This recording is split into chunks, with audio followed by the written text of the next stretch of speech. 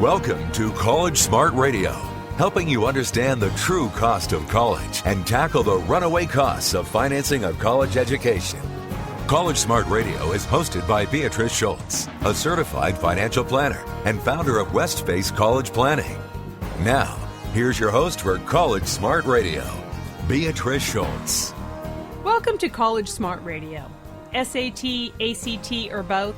Most colleges accept SAT or ACT scores, so you may wonder if you should take the SAT, the ACT, or both exams. My guest on today's College Smart Radio program works with students to help them excel on ACT, SAT, AP exams, and in honors and AP classes. She's joining us today to dissect that question. SAT, ACT, should you do either or both? Hi, I'm Beatrice Schultz. Welcome to our weekly show, College Smart Radio, where we help you tackle the runaway costs of a college education. Our show is all about bringing up-to-date and practical advice to parents who are dealing with the cost of a college education for their kids. College is expensive and getting more so each year. With some private schools costing over $60,000, a UC costing close to $35,000, and a California State University running $25,000 per year, parents need more help than ever. We bring you that help by sharing ways to pay less, tapping into financial aid, and prioritizing your source of funds to make sure you get through the most expensive years of your life. Based on my own education and experience, I share my insights with you week in and week out.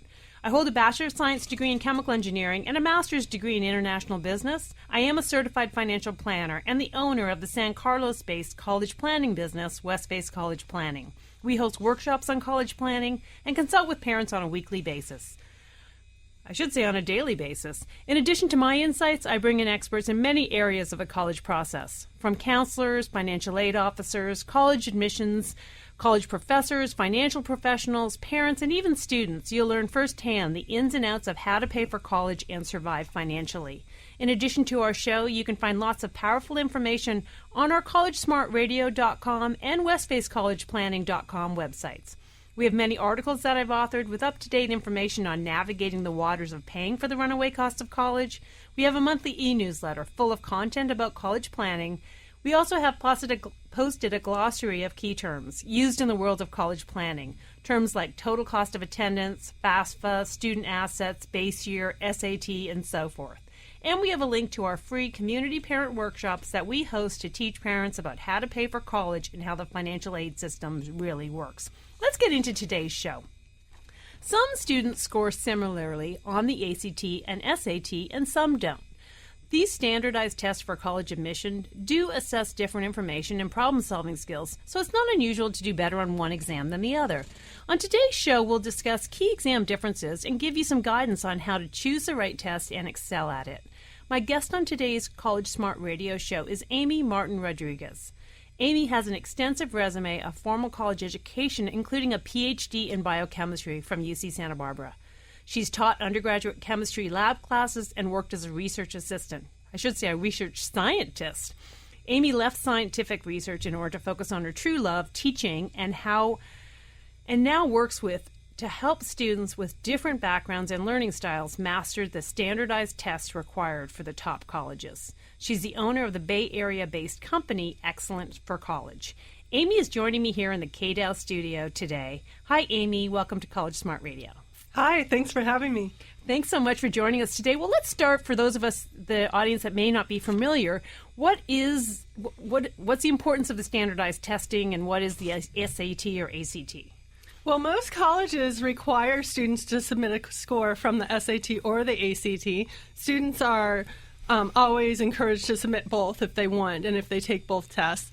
So I like to dive right into the differences of the two tests because I really believe that students should pick the best one for them and then just focus on that one. I've made a lot of students who study for both of them, and that's a lot of time invested. And many of them get the same score on both, or I feel they could do a lot better if they invested all that time in one test. So you recommend that they they do an analysis ahead of time, or you help them do an analysis ahead of time to say, hey, you should be focused on the SAT, or you should be focused on the ACT, as opposed to I hear some people say, oh, I do them both, and whichever one I did better on, then I choose to focus on that. That's kind of not a wasted effort. Or I feel like it really is. I see that advice a lot. I see students take that approach a lot. And, that's fine. It's like they can go in and check out which one's better for them. But honestly, I don't think that just going in and taking those tests blind is a good assessment of which test is best for them. Just because of the differences of the tests, and a small amount of prep can actually significantly boost your score on one of them that you have a better potential for that might not even show up if you've had no prep. So how do you do the assessment? How would you assess, whether to do an SAT or ACT? So my assessment, it starts out with a list of questions. I want to know, are you better in English and writing? Are you better in math and sciences? Which one do you like? Which one, if you could take most of your classes in school in that one, which one would you choose? And so it's just because the tests focus on them differently. They both tests have reading, writing, and math, but the ACT also has a science section. And so the ACT is 50% math and science, whereas the SAT only has 33% math, and it doesn't have any science section. And so the focus is just different. And so if a student really doesn't like math, they might as well be doing less of that on the test, be scored for less of that. And then also, the ACT is more a test of speed. So I want to know, how do you deal with speed? Like, are you okay with being pushed to work faster than you've ever worked before on a test, or does that idea really freak you out? I can work with students who a lot of students come to me and say, okay, I'm great at math and science, and so it sounds like I might be a good candidate for the ACT, but I'm not an active reader. I don't read fast.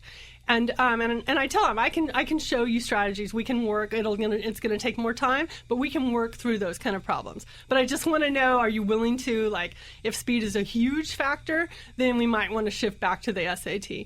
And so I ask them a lot of questions. Sometimes kids say speed's no problem. I love math and science, and then we just immediately start talking about the ACT. Never even really consider the SAT unless something else shows up later.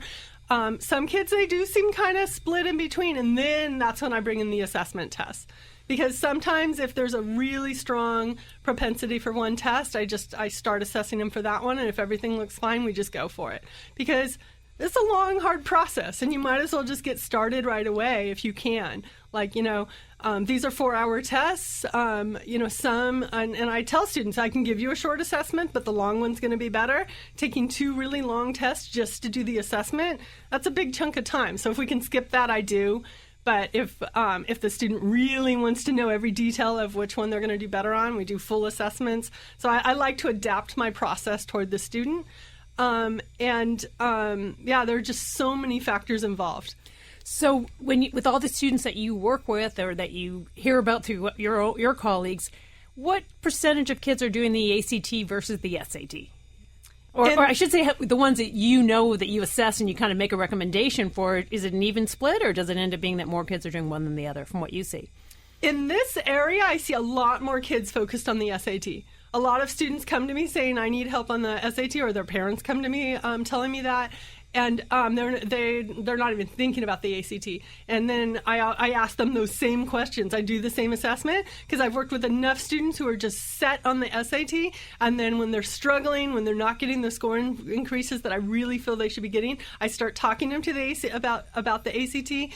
And I finally switch them over. And then I just feel like, why did we waste that time? So I always sneak in those questions, even if they have no interest in the ACT, just to figure out if maybe I can change their mind ahead of time. Because honestly, none of the colleges care anymore. It used to be that some colleges only took one or the other, but now every college that anybody would care about, they take both of them. They take both of them, and they'll take one or the other. So let's talk about that.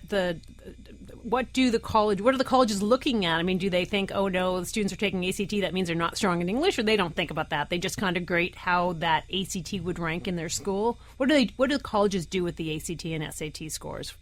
So a lot of colleges will just say submit them both, and we'll look and we'll decide which one's the best. Most colleges are very interested in finding the best score and using only that one. So they will take both scores if the students have an SAT and an ACT score, and they'll decide which one they like better, and they'll just use that one for their admissions decisions. That's what they say, and I haven't seen any evidence to suggest otherwise, but I've heard that some schools they like one better than the other. I don't really know. I don't have any evidence to back that up, but it may be true. The SAT is a more cerebral test. It's more reasoning and critical thinking based. The ACT is more about speed and more about just being able to show the specific information you've learned in school faster. So, I have my preference. I like the SAT better, but I love working with students on the ACT. So maybe if I were at college and I were accepting students, maybe I'd have a slight preference for the SAT. I don't know. But that's all kind of guesswork, I think. So the students have to have done their SAT or ACT before they apply for admission in college. So when do you recommend that they take these tests? So I really think that depends on the student. There are traditionally the time to take the SAT is spring of the junior year, and there are a lot of students who still take it at that time. But I'm getting more and more students who start studying as sophomores and juniors, and I think that's fine. I used to discourage sophomores who came to me, but I feel like if they have the skill set, if they've had enough math where they've had exposure to all the math they're going to see on the test, then I really think that that they should study when they're ready and when they're motivated. Like if there's a summer when they have the time, students are getting so busy in school. They're starting to be busy during the summers as well. That's not free time for most of them anymore. If they have a chunk of time that they're willing to dedicate to it, I say allow 2 to 3 months. Some students need a little bit more, some students need less, but in general, that's what I find most students need. And if they're willing to study intensely during that time and they have enough background, I say go for it, because it's more fitting it in. I have so many juniors who come to me and say, okay, I want to take this test in the spring, and we've got it all planned out where I'm going to work with them for 3 months, and then suddenly they just get overloaded with their AP classes. They've got SAT subject tests coming up. They have no time to study for this test. They have sports in the spring that suddenly get really busy, and then it's like we're cramming it in, and they just don't have the time to study.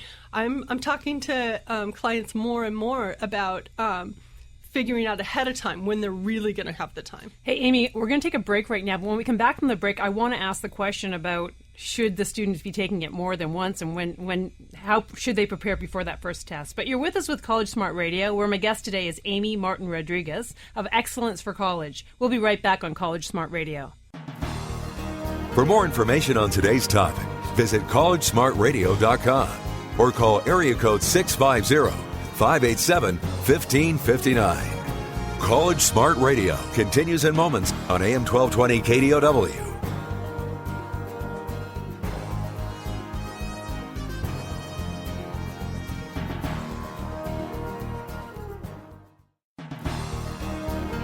Contact Beatrice Schultz at collegesmartradio.com or call 650-587-1559. Now back to College Smart Radio with your host Beatrice Schultz on AM 1220 KDOW. Welcome back to College Smart Radio, where we help you tackle the runaway costs of college. I'm Beatrice Schultz. We all know that college is expensive and will most likely be some of the most costly years for a family. Understanding how to navigate the college costs to save everywhere you can is a smart thing to know.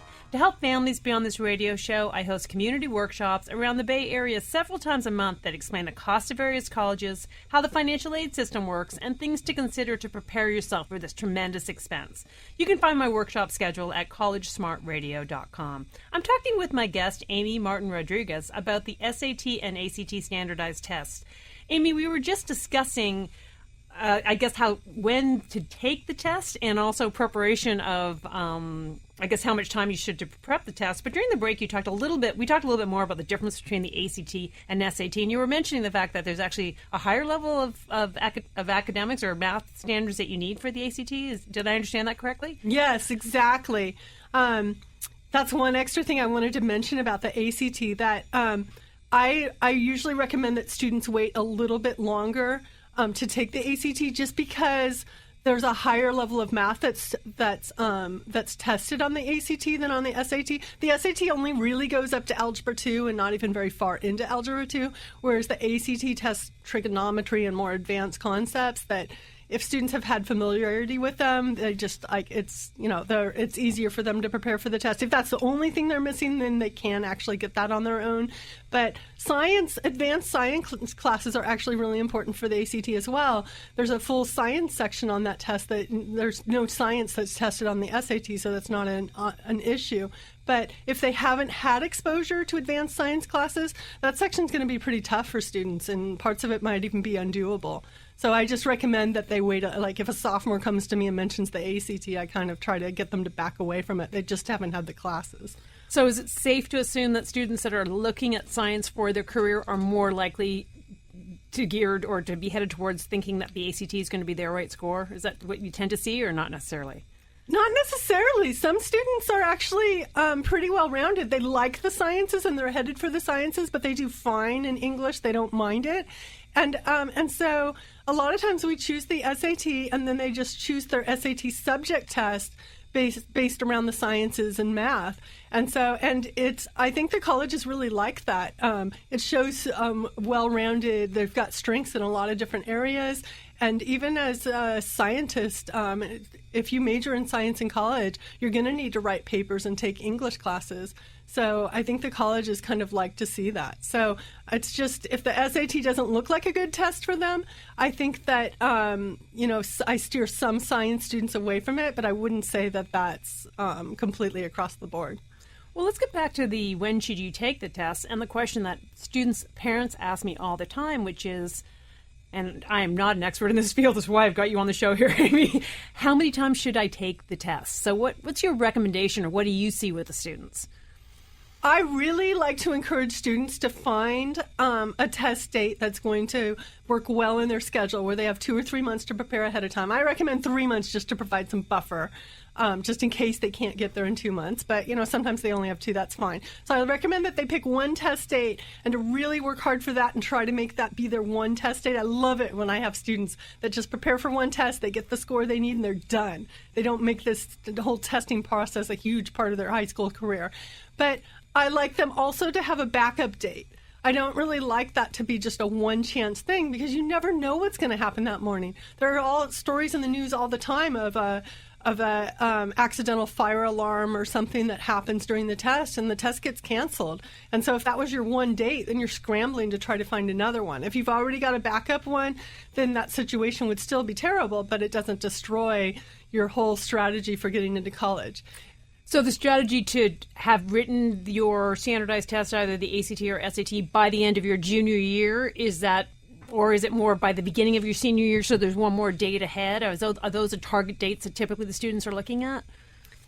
I'm more and more encouraging students to take their first test, or hopefully their only one, but to have their target test be either in the winter of their junior year, so just in that first part of their junior year, or in early spring before things get really busy. Most students I meet, they just get really busy in the spring of junior year.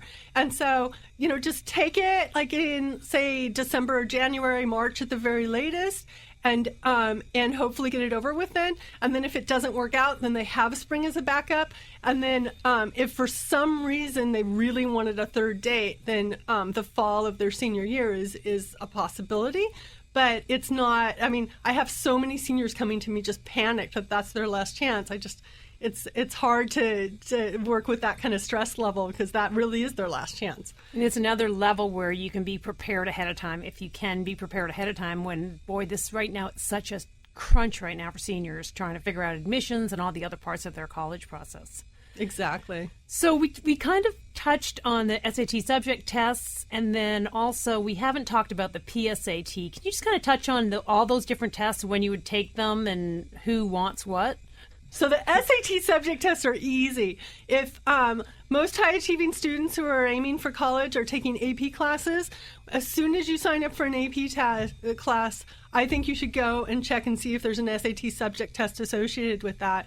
They've got so many different SAT subject tests. Most AP classes have an SAT subject test that would be perfect to take at the end of that class. The SAT subject tests are offered in the spring. They can sign up for either May or June. And the AP class tends to kind of over-prepare them for the test. But don't expect the AP class to do all of the preparation for you. Go get practice tests that are specifically come from the College Board and go take a test and, just make sure you're familiar with the test first. But you've got all the information for the class. Just take it at the end of the class and it's easy. Then you don't have to do a full extra amount of prep just for the SAT subject test. And then look at the colleges. Some colleges only recommend them. Some colleges strongly recommend them. Some colleges don't care. So then, it's like you should see how many you need. But it's always a good idea to take them because it kind of expands the ranges of colleges that are available to you and that you're going to be competitive for. Before we go to the PSAT, for the SAT subject test, is that something you sign up for? You go in and you only write that one test? You don't do it in combination with any of the other SAT or the actual SAT test? That's a correct? good question. You cannot take an SAT subject test at the same time as an SAT or an ACT. But you can take multiple SAT subject tests at the same time. But that's the other reason why I caution students again, where I ask them to plan way ahead of time for which test dates they want, because you have to decide ahead of time whether you're taking the SAT subject test or the SAT on different test dates. There's 7 test dates spread out throughout the year. But, students are busy enough that only a few of those are probably going to work for them. And then if they are taking the SAT subject test and they want to do those more than once, then they have to dedicate a couple of those test dates to those, and then they have to find other test dates for the SAT. So it's just worth planning it ahead. So let's touch on the PSAT. When do you take that, and who's taking those tests? Is every student taking the PSAT? Most students take the PSAT, at least in the Bay Area on the West Coast. It's just, it's offered through the high school. The high school offers it at a certain date. The students sign up through the high school, so it's just most students just tend to say, okay, I'll sign up for it. And it's offered in the sophomore and the junior year. But in the sophomore year, it's really just introduction to the test. It doesn't mean anything. Colleges are never going to see it. It doesn't qualify them for any awards. In the junior year, the PSAT is actually, it qualifies students for the National Merit Scholarship. And so if students decide to study for the SAT, if that's a good test for them, the PSAT is really similar to the SAT. It's virtually the same test. It has critical reading, writing, and math sections that look pretty much the same as the SAT. The test is a little bit shorter than the SAT, and it has no essay. And so if they know they're going to study for the SAT ahead of time, they should just start studying earlier. Then they can get a really high score on the PSAT. That will qualify them for the National Merit Scholarship. But once they qualify, then they have to go on and take the SAT and get a high score on that one as well. And then they become a National Merit Scholarship finalist. And then that qualifies them for money at many schools. Not all schools offer students awards based on the National Merit Scholarship, but there are a lot of good schools that do. Absolutely, and I see that a lot when we're looking at different financial aid packages or looking what's available, because the National Merit Scholarships are not need-based at all, and so they're based on merit, and a lot more and more colleges aren't offering merit aid. Let's talk a little bit about how the scoring works and the term super scoring that we hear about. Maybe you can explain what that means. Yes, so you really have to go and look at which colleges you're applying and figure out how they treat your SAT or ACT scores. A lot of them do what's called super scoring for the SAT. It's not as common for the ACT, but I've heard that it's done. I don't know exactly which colleges do which. There's just so many different ones and there's different variations. So you can go to the website of either one of these tests, like the College Board website for the SAT or the ACT website, to go and figure out. You can, I know the College Board website has a PDF you can look at, and you can look at all the different colleges and how they do scoring. But more and more schools, especially the private schools, are doing what's called super scoring. And so if you go and take the SAT more than once, the college, you can submit all of your scores from the SAT to the college, and they will go through and they will select your highest critical reading score from any sitting, and they will select your highest math score and your highest writing score, and then they will combine them all together into what's called a super score. And then you get a higher score than if they had taken any one sitting, maybe, if you scored differently on those sections on different tests. Sorry, Amy, I'm gonna cut you off here because this is so interesting, but we're coming to the end of the show, and so I'm gonna have to wrap up another weekly show of College Smart Radio. But I will have a link to Amy Martin Rodriguez's website, Excellence for College, for anyone who'd like to find out some more information, and she's got some blogs on there and some really interesting information. We hope you picked up some new information today that helps you figure out ways to manage the runaway costs of college. You can hear us each week here on KDOW 1220 AM Saturdays at 3 p.m. We promise to bring you up-to-date information from the front lines of helping parents deal with the most expensive years of their lives. For a link to a podcast of the show and our prior weekly shows, go to our website, collegesmartradio.com. In addition to the podcast, you'll also find a schedule of our upcoming shows. Make sure you print out or bring up on your tablet our glossary of college planning terms for reference during our future shows. It's a complicated topic to navigate, and without knowing the terms, it's easy to get lost. Also plan to join us at one of our upcoming Westface College Planning workshops and webinars. This is Beatrice Schultz. Thanks for tuning in to College Smart Radio. We look forward to sharing more helpful information with you next week. You've been listening to College Smart Radio with certified financial planner Beatrice Schultz.